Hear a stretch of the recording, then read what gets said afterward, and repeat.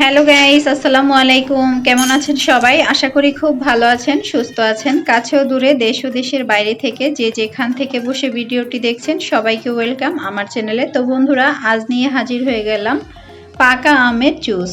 তো এই জুসটি কিন্তু খেতে হয় অসাধারণ। একদমই অল্প কিছু উপকরণ দিয়ে কিন্তু বানিয়ে নেওয়া যায় এই প্রাণ ঠান্ডা করা জুসটি।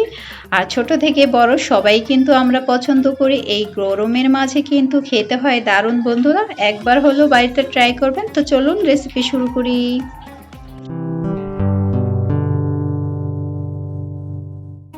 তো বন্ধুরা, জুসটা বানানোর জন্য আমি কিন্তু এখানে 4টা পাকা আম নিয়েছি। তো এর সাথে কিছু উপকরণ নিয়েছি। তো এখানে নিয়েছি চিনি হাফ কাপ পরিমাণ, এখানে নিয়েছি 1 চামচ গোলমরিচ গুঁড়ো, আর নিয়েছি স্বাদ মতো লবণ। তো এখানে কিন্তু আমি আমটা কেটে নিয়েছি, আর এখানে নিচ্ছি একটা মিক্সিং জার। তো এখন কিন্তু আমি মিক্সিং জারে আমগুলো দিয়ে দিচ্ছি সব।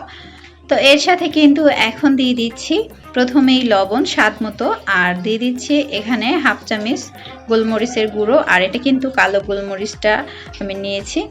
আর এই তো এখানে কিন্তু দিয়ে দিচ্ছি চিনি। তো চিনির পরিমাণটা কিন্তু আমি সব দেইনি। তো এখানে কিন্তু পাকা আমটা অনেক মিষ্টি, তাই আমি কিন্তু চিনির পরিমাণটা একটু কমিয়ে দিয়েছি। আর দিয়ে দিচ্ছি হাফ কাপ পরিমাণ পানি। তো এরপর কিন্তু খুব ভালো করে আমি ব্লেন্ড করে নিয়েছি, তো দেখতেই পাচ্ছেন।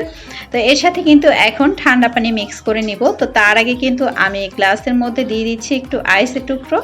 তো এখানে কিন্তু এখন জুসটা আমি সার্ভ করে নিচ্ছি, দেখতেই পাচ্ছেন। আর খেতে হয়েছিল মাশাআল্লাহ অসাধারণ। তো বন্ধুরা, ভিডিও ভালো লাগলে অবশ্যই একটা লাইক কমেন্ট শেয়ার করবেন, আর চ্যানেলটিকে সাবস্ক্রাইব করে পাশে থাকবেন।